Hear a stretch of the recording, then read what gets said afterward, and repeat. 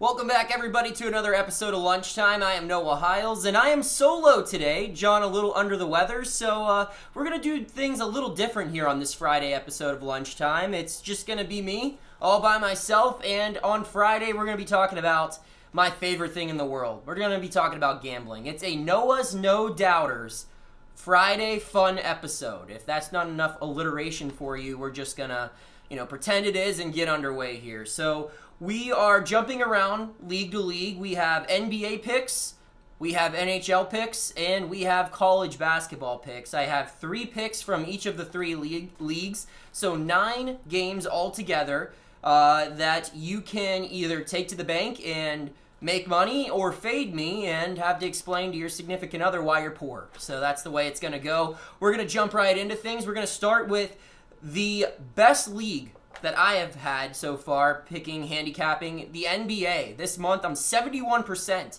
in NBA games. Obviously, a small sample size this month, but we went with that number because it makes me look good at handicapping the NBA. First game we're going to look at, the Dallas Mavericks.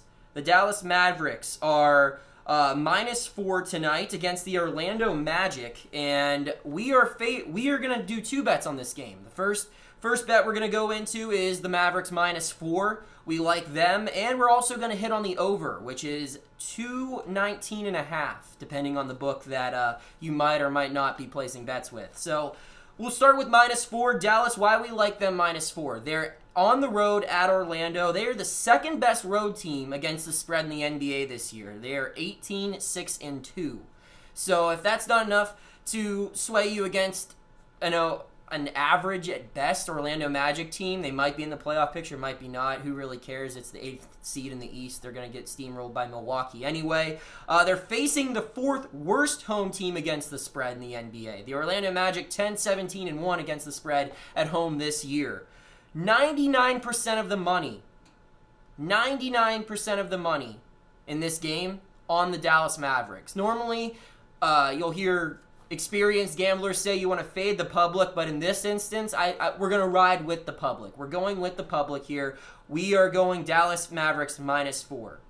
We're also going with the over, as I said, the over 219.5. The Dallas Mavericks are on a little bit of a heater. One thing I love to do with overs and unders, I love to ride the wave. And right now, the wave is all on the over for the Mavs. It's hit in the last 6 games. And if you look on the other side of the court, the Orlando Magic 3-1-1 in their last 5 games with the over.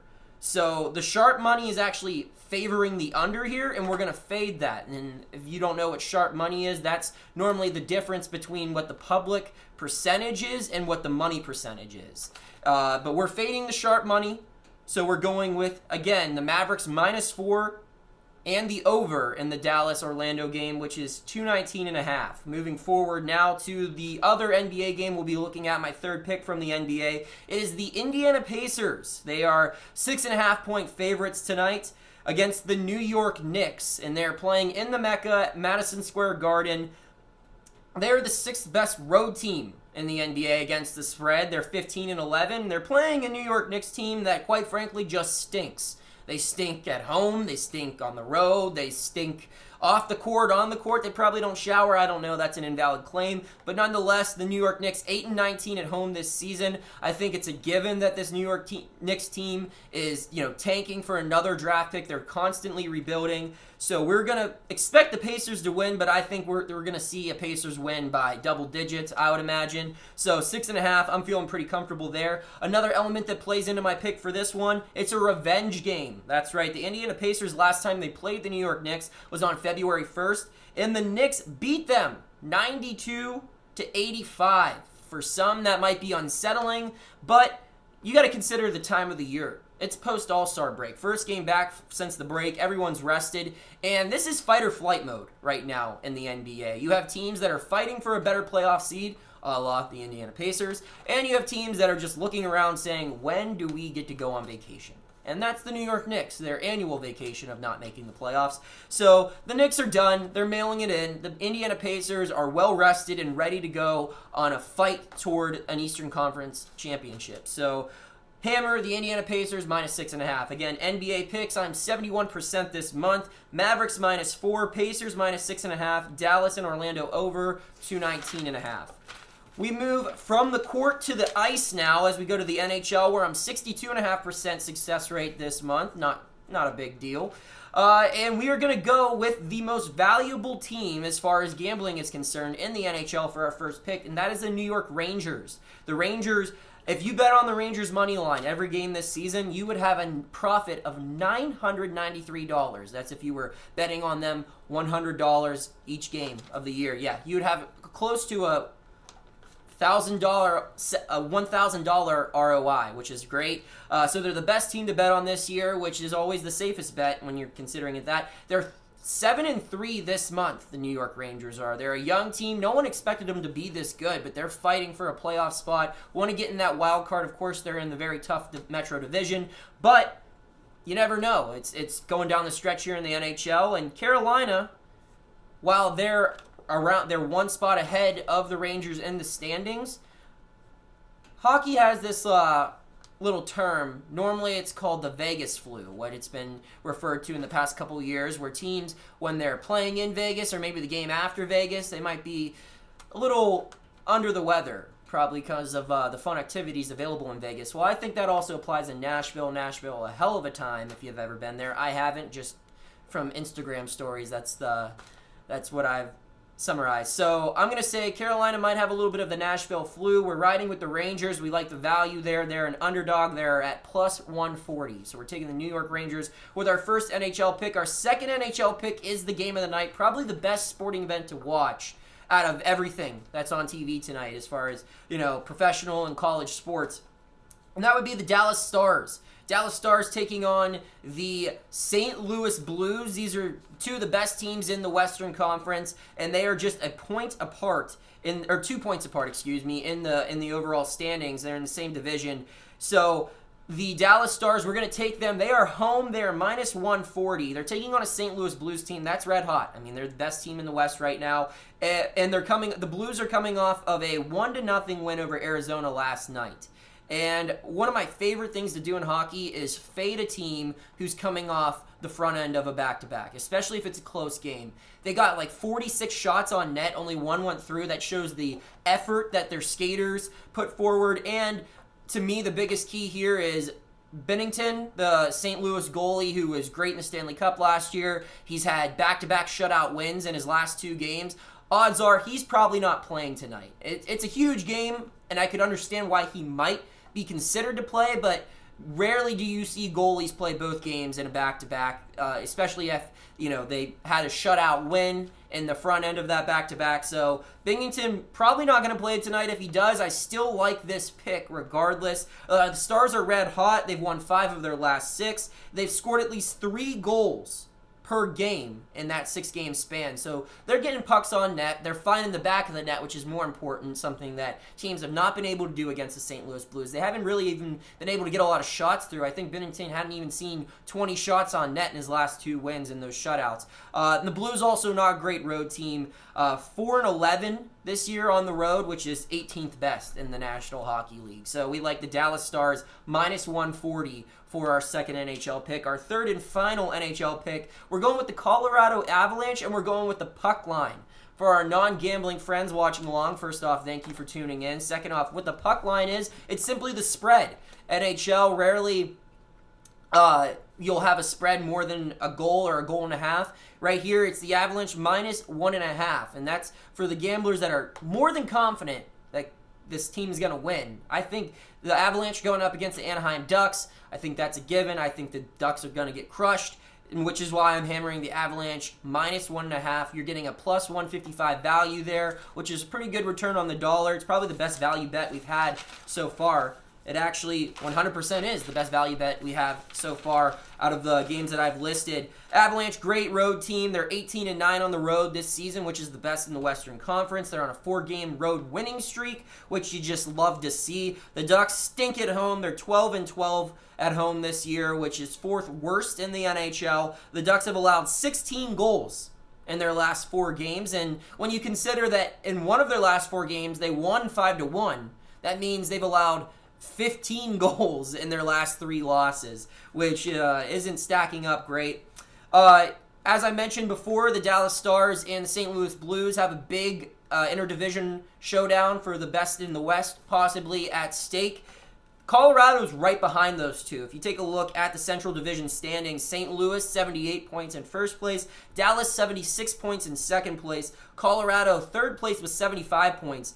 Considering the fact that, like I said, St. Louis and Dallas are playing each other tonight, one of those teams is going to lose. And if it doesn't happen in overtime or a shootout, one of those teams will get 0 points, meaning Colorado with a victory will jump into second place, or at least as a tie for the time being. So they have a lot to play for, the Avs do, and this is the stat that really made me want to go with the puck line as opposed to the money line here. Only 40% of the Anaheim Ducks games this year in 2020 have been determined by a 1-goal difference. 8 of the last 20. So 14 of their 20 games this year, this 2020, have been a 2+ differential, be it a win or a loss. We're assuming most of those are losses because, like I said, the Ducks stink, and gives you a little bit more confidence that the Avs can win in a blowout here, which we're banking on. So that concludes the NHL picks. We move on now to college basketball, my favorite sport to bet on, and quite frankly, not my best. 50% this month. For my college basketball picks, we've got 3 of them here, and we're going to run through them right now. Sacred Heart at Merrimack.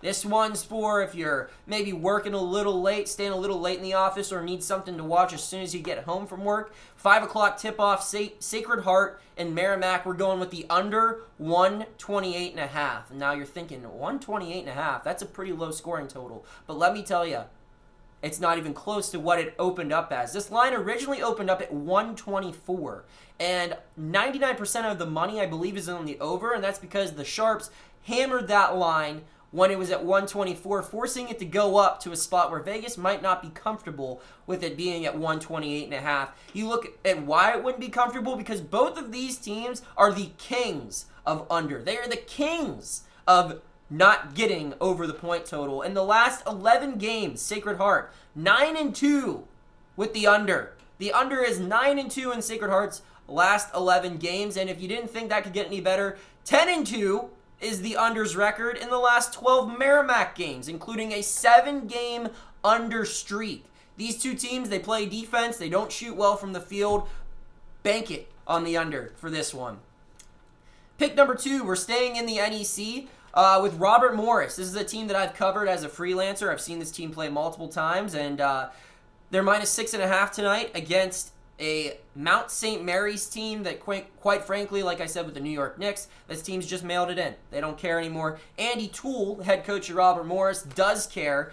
Very good coach, very good motivator, and this team needs a win. They're on a 2-game losing streak after winning, I think, 5 or 6 games in a row. They had a tough call that cost them a victory last weekend, and they dropped a tough one at home. Robert Morris at home again now, and they, like I said, they need a win. This is a team that's trying to make it in March. They're fighting for good seeding as the NEC tournament approaches. Mount St. Mary's, like I said, mailed it in, lost 6 of their last 7. RMU has winning records against the spread overall, against the spread at home, and against the spread as a favorite. So that -6.5 line doesn't scare me at all. And Robert Morris, cherry on top here, they just played Mount St. Mary's 8 days ago.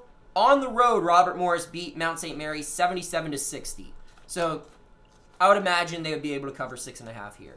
My final game of the day that I'm going to give you, Penn Quakers. We're going to the Ivy League. Put them glasses on, study those books. It's a weekend, so they can play sports here in the Ivy League. And Penn Quakers, we're going to favor them -1. We're going to hammer that. They're on the road against Dartmouth, whatever. I clearly didn't get into those schools. I didn't even bother applying. Penn Quakers are 6-3 against the spread on the road this year. You love to see that. They're 6-1 against the spread in the last 7 games. You love to ride the hot hand in these, especially with college basketball. It's pretty much every team in college. It's who's hot now versus who's cold.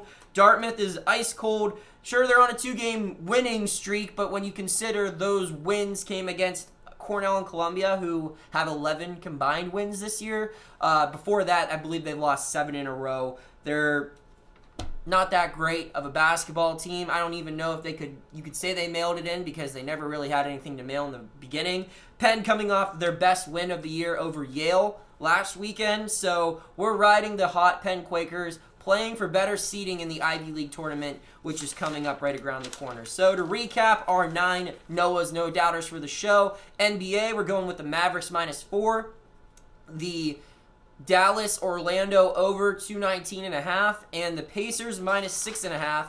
NHL picks, we're going with the New York Rangers +140, Dallas Stars -140, and the Colorado Avalanche puck line -1.5 goals.